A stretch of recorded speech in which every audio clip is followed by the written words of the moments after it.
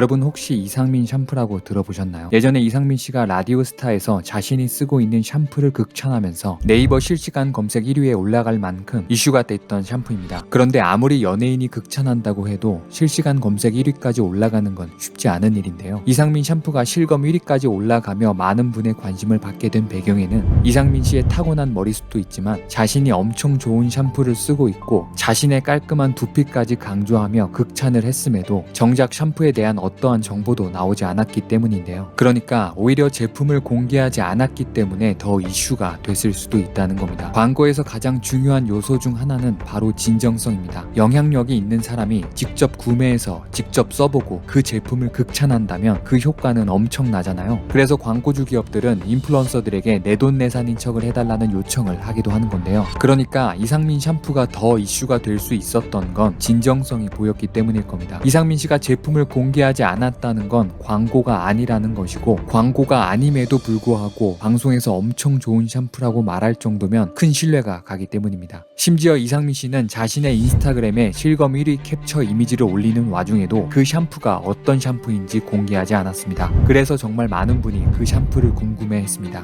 그런데 라디오스타 방송 이후 약 3개월이 지나고 나자 그 이상민 샴푸가 뭔지 공개가 됐는데요. 그 샴푸의 정체를 밝힌 건 바로 이상민 씨 본인이었습니다. 이렇게 샵 이상민 샴푸, 샵 이겁니다 라는 태그를 달며 직접 공개를 한 건데요. 재밌는 건 그냥 제품만 공개한 것이 아니라 이상민 씨 본인이 그 샴푸의 광고 모델이 되었다는 겁니다. 이상민 씨가 공개한 샴푸는 어에즈라는 브랜드의 샴푸인데요. 이렇게 라디오스타에서 말한 샴푸가 어에즈 샴푸라고 직접 말도 하는 광고도 볼 수 있습니다. 이상민 씨가 어에즈의 광고 모델이 된 건 자신이 직접 사용하던 샴푸 회사인 어에즈와 인연이 닿아서 자연스럽게 광고 모델까지 연결된 좋은 사례로 보였는데요. 평소 하겐다즈를 정말 좋아한다고 알려진 서장훈 씨가 최근 하겐다즈 광고 모델이 된 것처럼 말입니다. 이렇게 아름답게 끝났으면 참 좋았겠지만 저는 이상민 씨의 인스타그램에 이상한 댓글들이 달려있는 걸 발견하게 됩니다. 바로 이런 댓글들입니다. 프라멧이 아니었나요? 다시 말씀드리면 이상민 씨가 공개한 샴푸는 어에즈라는 브랜드인데요. 몇몇 분이 이렇게 어에즈가 아닌 프라메시 샴푸가 아니었냐는 댓글을 남긴 겁니다. 프라메시는 1945년도에 창립된 이탈리아에서는 꽤 유명한 브랜드라고 하는데요. 이 댓글들은 이 게시물뿐만 아니라 이상민 씨가 3개월 전에 올린 실검 1위 게시물에도 달려있는 걸 확인할 수 있었습니다. 왜 이분들은 라디오스타에서 언급됐던 샴푸가 프라메시 제품이라고 생각했던 걸까요? 알고 보니 그 이유는 이상민 씨가 방송에서 샴푸에 대해 언급한 것이 라디오스타가 처음이 아니었기 때문이었습니다. 이상민 씨는 과거에도 마리텔에 출연해서 이상민 씨가 직접 샴푸를 공개한 적이 있습니다. 이상민 씨는 이때에도 시청자에게 샴푸는 좋은 걸 쓰라고 말하면서 자신도 샴푸만큼은 비싸고 좋은 걸 쓰고 있고 지금 보여주는 샴푸가 정말 좋은 샴푸라고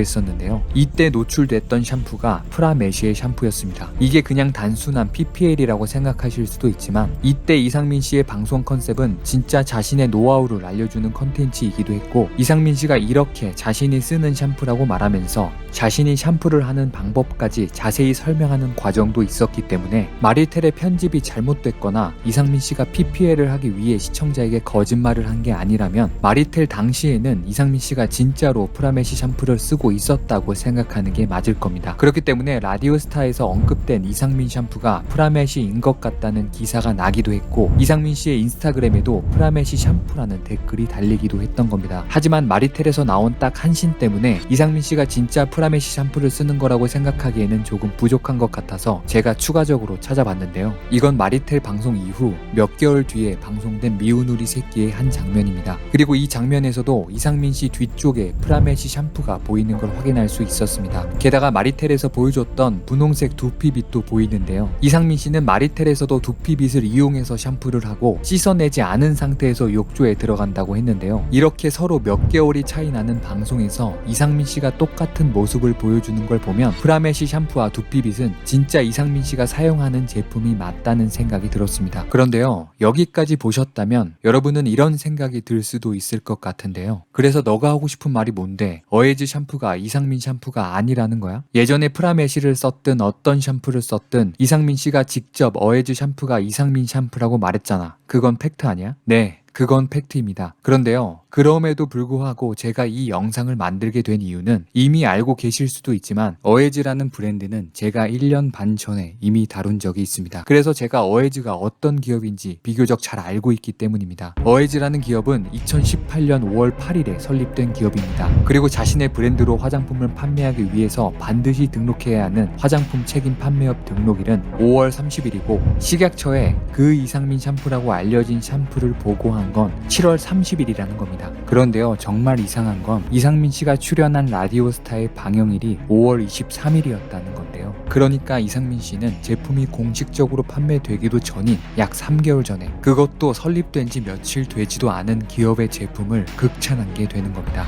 게다가 이상민 씨는 인스타그램에 실검 1위 캡처를 올리면서 이렇게 글을 남겼었습니다. 새로 나오는 좋은 여러 샴푸를 연구 중이기는 한데 현재까지는 지금 쓰는 게 가장 좋아서, 이렇게 말입니다. 그러니까 이상민 씨의 이 글로 분명하게 알 수 있는 건 이상민 씨가 라디오스타에서 말한 샴푸는 적어도 새로 나온 샴푸는 아니라는 겁니다. 하지만 보시다시피 어에즈는 기업 자체가 신생 기업인데다가 샴푸도 아예 처음 출시한 새로 나온 제품이라는 건데요. 그렇다면 이상민 씨는 왜 어에즈 샴푸를 새로운 샴푸가 아니라고 생각하신 걸까요? 그리고 아직 판매하지도 못하는 샴푸를 어떤 경로로 어떻게 구매하신 걸까요? 여러분은 어떻게 생각하시나요? 저는 1년 반 전에 이미 이 어에즈 샴푸에 대해 다뤘었습니다. 바로 어에즈의 허위 과대 광고와 어에즈의 대표인 이미영 씨의 거짓말에 대한 영상인데요. 간단하게 요약하면 어에즈의 대표인 이미영 씨는 엘쌤이라고 불리고, 그리고 인스타그램 팔로워가 20만 명이 넘는 인플루언서인데요. 어에즈맨이라는 남성 전문 미용실을 운영하고 있는 헤어 디자이너입니다. 저는 전 영상에서 어에즈 샴푸의 광고가 허위 과대 광고라는 걸 보여드렸고, 어에즈 샴푸가 광고했던 특허, 기술은 모두 어에즈의 것이 아니라 제조업체의 것이었다는 사실도 알려드렸습니다. 게다가 어에즈 샴푸의 메인 성분 또한 제조업체가 따로 운영하던 브랜드의 샴푸 성분과 같았다는 걸 보여드렸는데요. 그러니까 어에즈 샴푸는 이미 만들어져 있는 샴푸에 컨셉 원료를 추가한 정도였고, 본인이 직접 만들었다며 광고했던 브러쉬 또한 이미 만들어져 있는 제품에 로고만 인쇄한 거였다는 사실도 보여드렸습니다. 그러면서 진정성을 운운하는 모습에 화가 나서 영상을 만들었었는데요. 결국 어에즈는 실제로 식약처에게 허위 과대 광고에 의한 광고 정지 처분도 받았지만 이미영 씨는 1년 반이 지난 지금까지도 허위 광고와 거짓말을 한 것에 대해 아무런 사과도 아무런 해명도 하지 않았습니다. 게다가 최근까지도 허위 광고를 지속해오고 있다는 걸 확인할 수 있었는데요. 어에즈는 이렇게 퍼퓸 디렉터라는 외국인이 나와서 어에즈 샴푸의 향에 대해 극찬을 하는 광고를 했습니다. 하지만 알고 보니 이 외국인은 실제 퍼퓸 디렉터가 아니라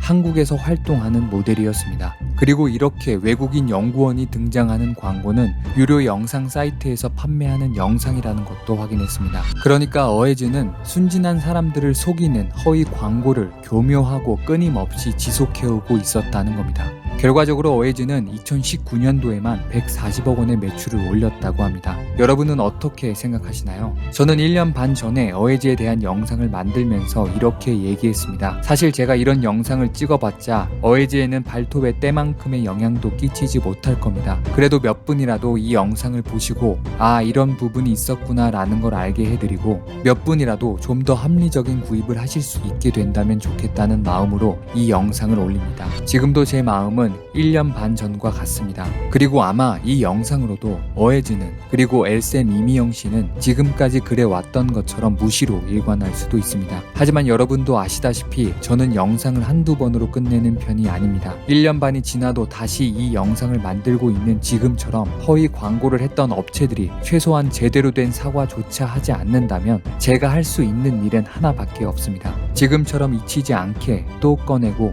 또 꺼내는 일입니다.